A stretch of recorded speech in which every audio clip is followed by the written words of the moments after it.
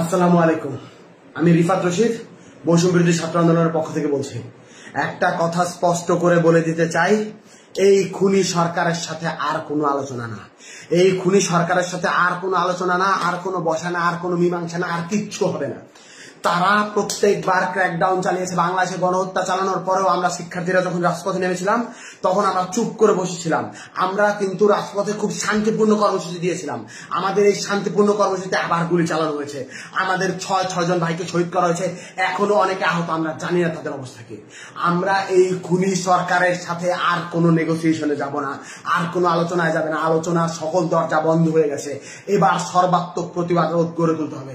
আমার ভাইদের রক্ত যারা ঝরাচ্ছে, বারবার করে আমার বোনের রক্ত যারা ঝরাচ্ছে, যারা জীবন ঝরাচ্ছে, তাদের সাথে আর কোনো আপোষ নাই, তাদের সাথে আর কোনো কথা নাই। এত সুশীলতার আর কোনো জায়গা নাই। এইবার একদম চূড়ান্ত পতনের ডাক দেওয়ার সময় হয়েছে, চূড়ান্ত ঘোষণার ডাক দেওয়ার সময় হয়েছে। আমরা স্পষ্ট করে বলতে চাই, খুনি হাসিনাকে আমরা স্পষ্ট করে বলেছিলাম, আপনার হাতে যে রক্তের দাগ লেগে আছে, রক্তের দাগ মুছে নিন, তারপর আমরা আপনার সাথে নেগোসিয়েশনে যাব, আলোচনায় যাব, কথা বলবো। আপনি খুনের হত্যার বিচার করুন। তিনি বিচার করেন নাই। তিনি কি করলেন? তিনি আমাদের শিক্ষার্থীদের উপর আবারও ক্র্যাকডাউন চালাইলেন, আবারও গুলি করলেন।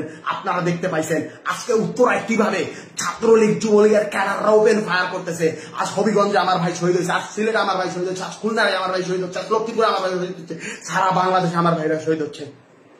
এই জিনিস কেন হাসিনা করতেছে? এই জিনিস ওই খুনি হাসিনা, ওই স্বৈরাচারী হাসিনা কেন করতেছে? জবাব দিতে হবে। ও পাগল হয়ে গেছে, একটা মানুষ সাইকোপ্যাথ হয়ে গেছে। একজন সাইকোপ্যাথ কিলারের হাত থেকে এই বাংলাদেশকে রক্ষা করতে হবে। এই বাংলাদেশ আর স্বাভাবিক কোনো মানুষের হাতে নাই। এই বাংলাদেশকে সাইকোপ্যাথের হাত থেকে রক্ষা করতে হবে। এই বাংলাদেশকে নিরাপদ করতে হবে।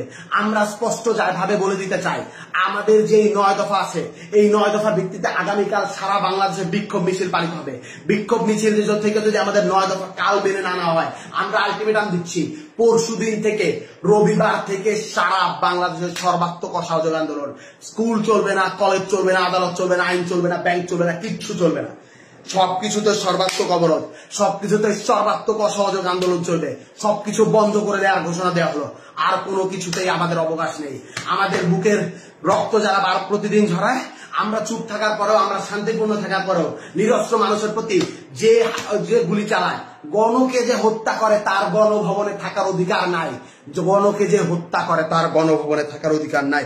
আমার ভাইদের রক্ত প্রতিদিন ঝরানো হচ্ছে। এই রক্তের হিসাব পড়তে পড়তে পড়তে পড়তে পাহাড় সম রক্ত হয়ে গেছে। এই রক্তে তাকেই ডুবে মরতে হবে। এই বাদে কোনো উপায় নাই। আমি স্পষ্ট করে বলতে চাই, আপনারা এই 9 দফায় ভিতরে 9 দফার দাবিতে আগামীকাল বিক্ষোভ কর্মসূচি পালন করুন। সারা বাংলাদেশের প্রতিটি জনতা রাস্তায় নেমে আসুন। আপনার ঘরের সামনে, আপনার বাড়ির সামনে প্রতিটি অলি গলিতে দুর্গ গড়ে তুলুন। বাংলাদেশের প্রতিটি ঘর একটা দুর্গ হয়ে উঠবে। এই 9 দফা যদি মেনে না নেওয়া হয়, পরদিন থেকে আমরা বলতে চাই, আমরা স্পষ্ট করে বলতে চাই, পরদিন থেকে সর্বাত্মক অসহযোগ আন্দোলন। এই সরকারকে কেউ সাহায্য করবে না, কেউ সাহায্য করবে না, কেউ সাহায্য করবে না। গোটা বাংলার ছাত্র জনতা, গোটা বাংলার কৃষক জনতা, গোটা বাংলার শ্রমিক জনতা একত্র হয়ে গেছে। এই সরকারকে কেউ সাহায্য করবে না। কেউ ব্যাংকে টাকা দিবেন না, কেউ কিচ্ছু করবে না, কেউ কোনো লেনদেন করবে না, অফিসে আদালতে যাবেন না। এই সরকারের সব থেকে বড়, এই দেশের সব থেকে বড় যে 2টা খুঁটি, একটা হলো গার্মেন্টস প্রতিষ্ঠান, আরেকটা হলো রেমিটেন্স। প্রবাসী ভাইদেরকে বলতেছি, একটা টাকা বৈধ চ্যানেলে রেমিটেন্স পাঠাবেন না। বিকাশ নগদে টাকা পাঠালো, সেটাও কিন্তু বৈধ চ্যানেলে হয়, সেটা রেমিটেন্স সরকারের যোগ হয়। বিকাশ নগদে কেউ টাকা পাঠাবেন না।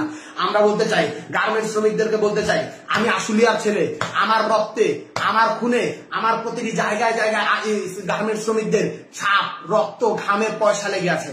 আপনাদেরকে আমি বলতে চাই, আপনারা কেউ আর গার্মেন্টসে যাবেন না। আপনাদের কেউ আর গার্মেন্টসে যাবে না। গার্মেন্টসে যারা যায় আমার মা, আমার বোন, আমার মা বোনদেরকে বলতেছি, আমার ভাইদেরকে বলতেছি, আপনারা কেউ গার্মেন্টস কারখানায় যাবেন না। আমার ভাইদেরকে শহীদ করা হচ্ছে, এর স্পষ্ট বিহিত না হওয়া পর্যন্ত, এর বিচার না হওয়া পর্যন্ত আপনারা কোথাও গার্মেন্টসে যাবেন না। রিজিকের মালিক আল্লাহ। আল্লাহ বাঁচাইলে আমরা খাবো, আল্লাহ না বাঁচাইলে আমরা মরে যাবো।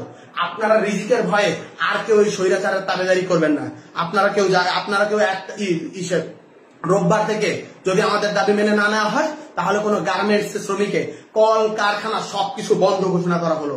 আমরা স্পষ্ট করে বলতে চাই, কিছুক্ষণের মধ্যেই বৈষম্য বিরোধী ছাত্র আন্দোলনের পক্ষ থেকে অফিসিয়ালি প্রেস রিলিজ দেওয়া হবে। আমরা বলতে চাই, এই 9 দফা যদি আগামীকালকে মেনে না নেওয়া হয়, যেই অসহযোগ আন্দোলন হবে, সেই অসহযোগ আন্দোলনের পরিণতি কি সেইটা আপনি স্পষ্ট বুঝতে পারতেছেন। ইন্টারনেট বন্ধ করে দেওয়া হতে পারে, সবকিছু বন্ধ করে দেওয়া হতে পারে। এই ভিডিওর পর আমি কতক্ষণ বাঁচবো আমি জানি না।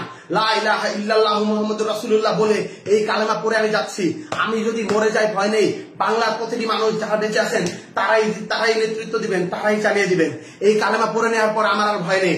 আল্লাহর কাছে আমরা বলতে চাই, আল্লাহ এই জালিমের তুমি পতন করো, এই জালিমের তুমি বিচার করো। আপনারা প্রত্যেকটা ধর্ম আছে, মসজিদে, মন্দিরে, পেগোড়ায়, গির্জায় সকলের যে স্রষ্টা আছে তাদের কাছে আপনার হাত তুলুন, আওয়াজ তুলুন, বলুন এই জালিমের থেকে আপনারা পতন চান। আমরা আর কিছু বলবো না।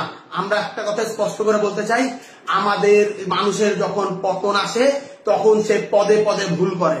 আমার ভাইদের শান্তিপূর্ণ আন্দোলনে আমার বোনদের যে গুলি করলো, সেই গুলির সেই রক্তের জবাব দিতে হবে হাসিনা। এভাবে পার পাওয়া যাবে না।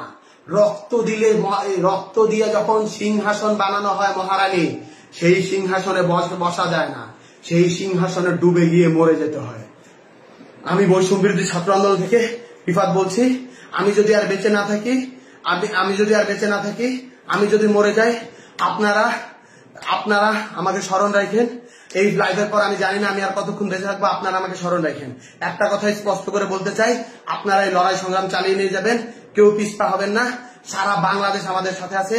আমরা এই স্বৈরাচার মুক্ত বাংলাদেশ গড়ব। যারা এই আমাদের রক্তে, আমাদের খুনের উপর পাড়া দিয়ে, আমাদের রক্তের উপর পাড়া দিয়ে এই জালিমশাহী সরকার কায়েম করছে, জালিমশাহী শাসন ব্যবস্থা কায়েম করছে, তাদের সমস্ত স্ট্রাকচার, সমস্ত প্রতিষ্ঠান, সমস্ত স্তম্ভ ভেঙে গুড়িয়ে পায়ে মারিয়ে দেওয়া হবে। এই বলেই আমি আমার বক্তব্য শেষ করছি। আন্দোলন চলছে, আন্দোলন চলবে। শহীদের রক্তের দাবি আদায় না করা পর্যন্ত, শহীদের রক্তের বিচার না হওয়া পর্যন্ত আমরা আমাদের রাজপথ ছাড়বো না। আজ থেকে বাংলাদেশের প্রতিটি ঘর একটি দুর্গ।